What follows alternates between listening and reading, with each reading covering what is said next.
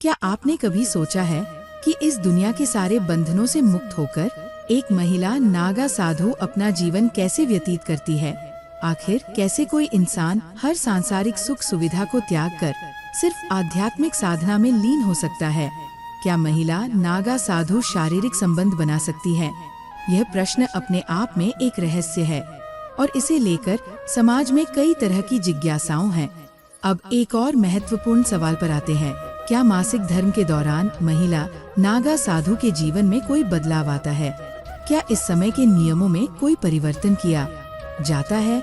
ये एक ऐसा विषय है जो आज भी बहुत से लोगों के लिए रहस्यमय बना हुआ है। लेकिन सबसे महत्वपूर्ण सवाल ये है कि आखिर महिला नागा साधु बनती कैसे हैं? क्या इस प्रक्रिया में कोई विशेष नियम होते हैं या यह मार्ग अत्यधिक कठिनाइयों से भरा होता है? इस यात्रा में हम इन सभी प्रश्नों के उत्तर देंगे और एक नए संसार की खोज करेंगे जहां हर उत्तर अपने भीतर एक अनोखी कहानी समेटे हुए हैं। महिला नागा साधु बनना कोई आसान कार्य नहीं है। ये एक लंब और कोर प्रक्रिया होती है जो कई वर्षों तक चलती है। सबसे पहले महिला को अपने पारिवारिक और सांसारिक जीवन का त्याग करना पड़ता है। इसके बाद उन्हें किसी प्रतिष्ठित अखाड़े के अनुभवी नागा साधु से दीक्षा लेनी होती है। शुरुआत में उन्हें एक सामा सन्यासिनी के रूप में रहना पड़ता है और अखाड़े के नियमों का पालन करना आवश्यक होता है। दीक्षा लेने के पश्चात महिला साधु को 12 वर्षों तक कठिन तपस्या करनी होती है। इस दौरान उन्हें अपने शरीर और मन पर पूर्ण नियंत्रण रखना होता है। अंतिम चरण में वे महानिवाणी प्रक्रिया से गुजरती है, जहां उनकी पुरानी पहचान समाप्त हो जाती है और वे पूरी तरह नागा साधु के रूप में स्वीकार कर ली जाती है। महिला नागा साधुओं का जीवन अत्यधिक अनुशासन से भरा होता है। वे हर दिन ब्रह्मा मुहूर्त में उठती हैं, गंगा स्नान करती हैं और दिन भर ध्यान, योग और मंत्र जाप में लीन रहती है। उनका संपूर्ण जीवन आत्मज्ञान और साधना पर केंद्रित होता है। वे हर सांसारिक मोह माया से दूर रहती हैं और अखाड़े की परंपराओं के अनुसार नियमों का पालन करती है। क्या महिला नागा साधुओं के लिए विशेष अखाड़े होते हैं? हाँ, महिला नागा साधुओं के लिए कुछ विशेष अखाड़े होते हैं। प्रमुख अखाड़ों जैसे जूना अखाड़ा, महानिर्वाणी अखाड़ा और अटल अखाड़ा में महिला नागा साधुओं के लिए विशेष स्थान बनाए गए हैं। इन अखाड़ों में वे अपनी साधना जारी रख सकती हैं और अपने आध्यात्मिक मार्ग पर आगे बढ़ सकती है। अब सवाल उठता है कि मासिक धर्म के दौरान महिला नागा साधु क्या करती है? महिला नागा साधु इस दौरान भी अपनी क्रिया में कोई बड़ा बदलाव नहीं करती। वे अपनी साधना, ध्यान और तपस्या को वैसे ही जारी रखती है जैसे सामान्य दिनों में करती है। उनके लिए ये शरीर केवल आत्मा का एक माध्यम है और वे इसे भौतिक दृष्टि से अधिक महत्व नहीं देती।